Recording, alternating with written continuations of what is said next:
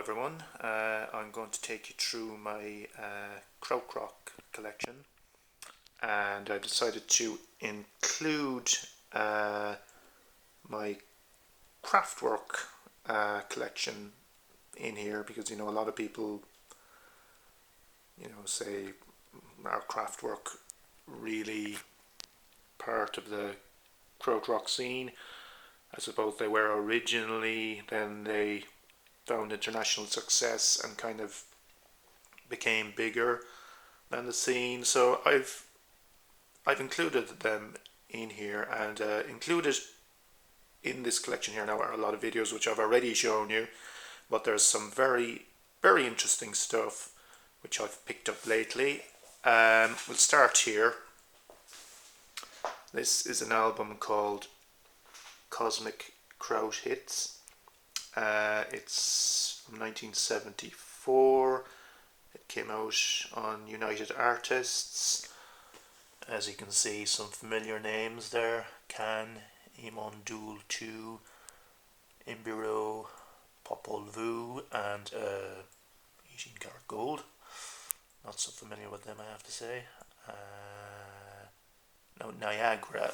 There's a track on here by them called CHUD, Chud, CHUD, I'm not sure how you pronounce it, but anyway, it's supposed to be quite difficult to come across, so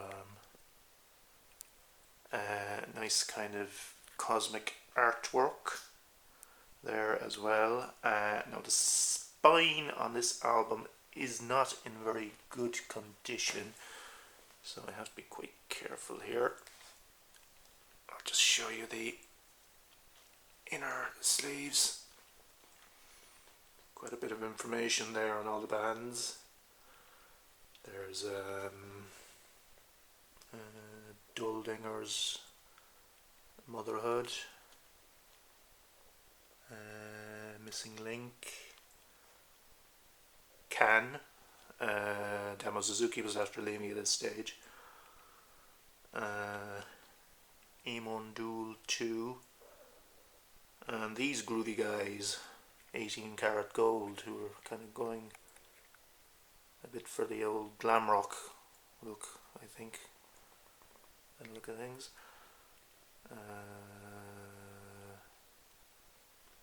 Popol Vuh, Niagara, double album. So that Cosmic Kraut Hits. Now next up is another one of my new acquisitions. I only got this last weekend. This is Tego Mego by Can, and it's the original German pressing. I got several of these original German albums from a German guy at a flea market who's offloading his collection. So the cover is I suppose there's been a few different covers for different pressings of Tego Mego, but this is the one most people would be familiar with, the kind of brain cover. So I'll show you a bit more.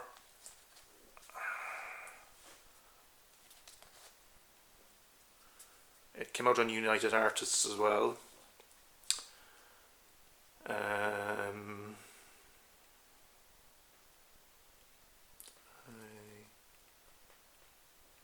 think one of these pictures here was actually used on the UK release.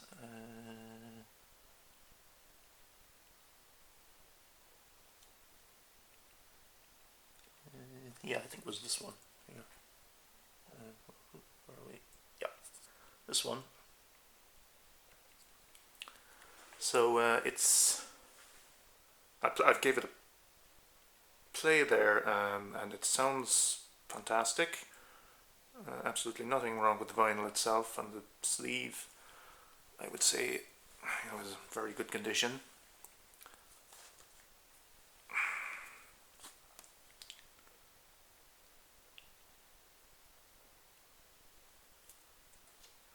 and Can Again.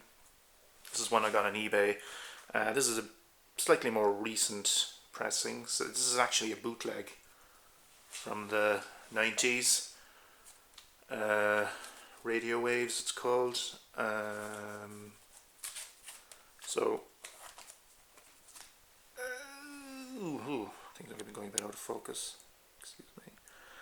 So it collects a few Can tracks, early Can tracks, including one with Malcolm Mooney,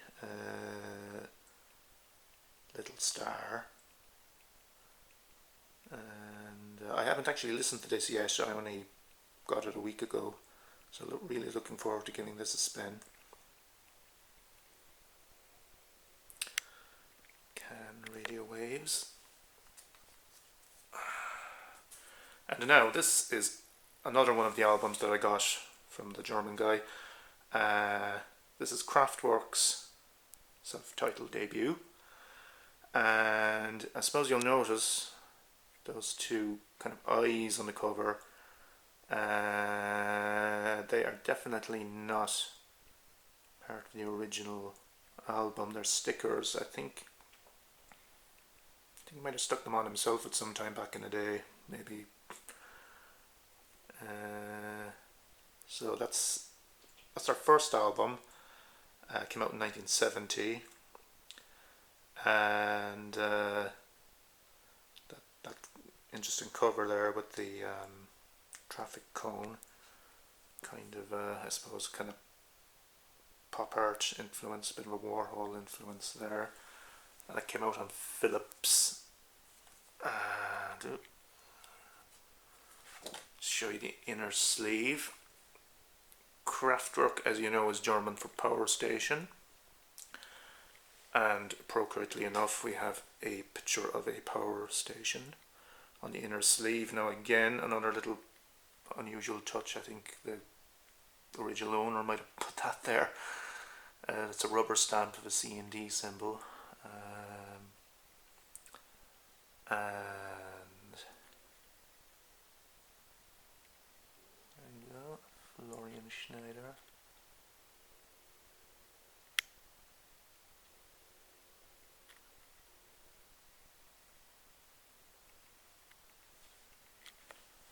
So that is where it all began for Kraft. Well, actually, they were in a previous band called Organization, and released an album under that name, I think a year before this came out, but this was their first LP as Kraftwerk. Now this is another one that I got from the same buyer, Ralph and Florian. Their third album from 1973. It's probably the album where they start developing that kind of familiar kind of electronic sound. And this is another German original, and it comes with, I'll just show you the back cover there first. I think I'll turn off the light because there's a bit of a shine there. You might find it a little. No, actually, put it back on again. So the back cover, I think that shows them in Kling Klang Studios, and yeah, so it came with an insert called Music Comics. I think originally it was something like 6 pages, but this one has only 2 pages remaining.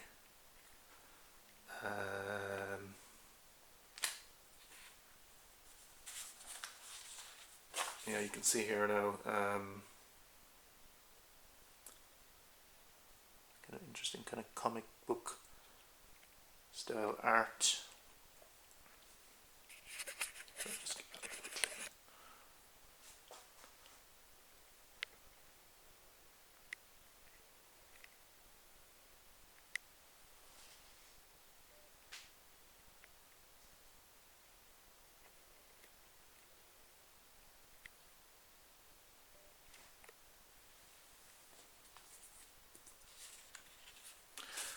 And now we're on to more familiar Kraftwerk 30. Sorry if you can actually see it maybe. It keeps going in and out of focus. And that's Autobahn. And this is the UK release with the blue cover and the motorway symbol. I've shown you this one before in a previous video, but you know, for continuity purposes, I'll just show you all my Krautrock LPs. Trans Europe Express.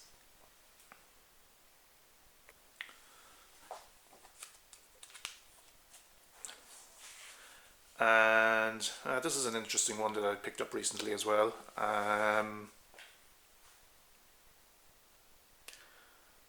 Neon Lights. It's a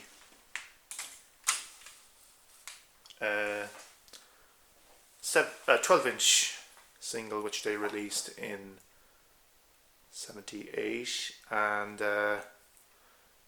it's a limited edition. This single, I can just show it to you there. It's on luminous vinyl, and there it is. It glows in the dark. Well, I can't really show it here now, but you can use your imagination. But it's quite a rarity, I think.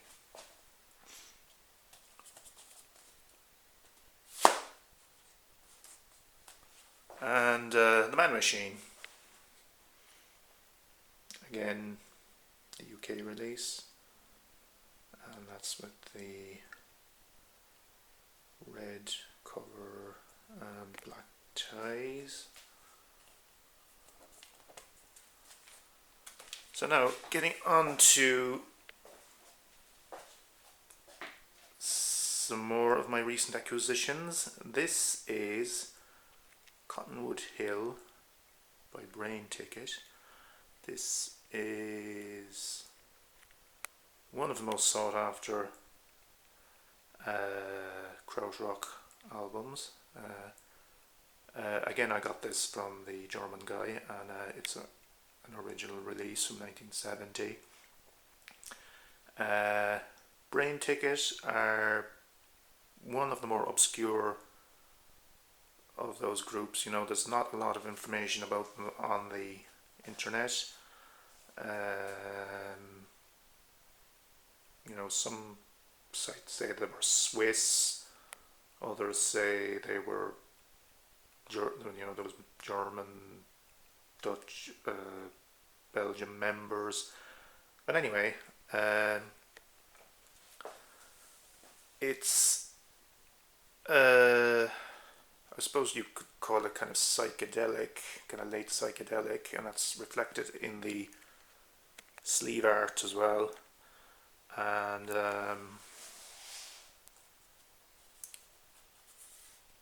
it carries an interesting warning here. Advice: after listening to this record, your friends won't know you anymore. Only listen once a day to this record, your brain might be destroyed. So that kind of gives you an indication of what this record is like. It's pretty intense, is all I'd say. Not something you'd want to listen to every day. Listen to the first record of this LSD. Hashish, fixie jointy sound, take a trip to your inner light, See the hallucinations of reality rise out of the groove. Join in, you've got your brain ticket now. Hallelujah. And that came out on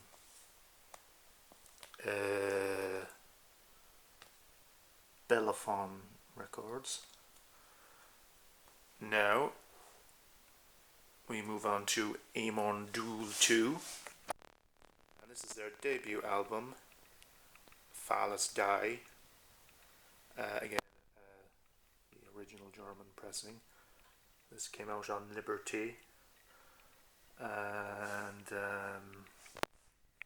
considered, I suppose, to be one of the very earliest Krautrock records.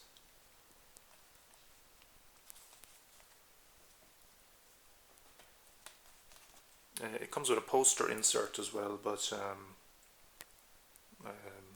bit awkward for me to be trying to take it out of the sleeve while filming at the same time.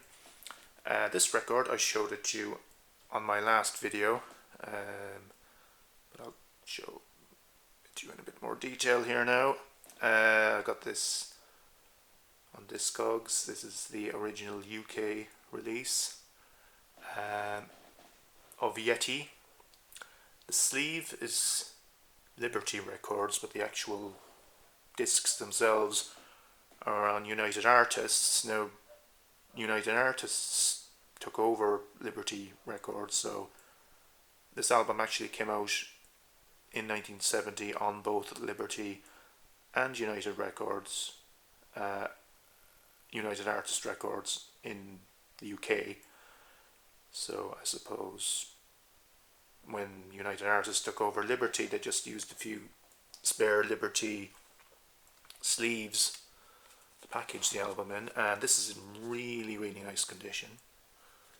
Just show you the gatefold sleeve. That is really nice.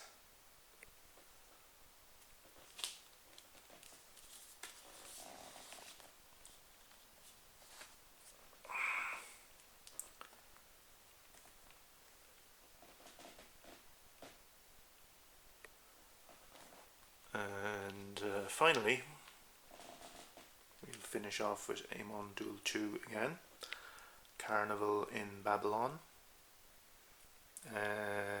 This is another UK release, and this record, I think, is the one really where they kind of moved a bit away from the more kind of experimental stuff of their of the previous records, and sort of wrote slightly more kind of conventional songs, I suppose. And that's the lovely Renate there. Again, this is in really nice condition. So there you have it,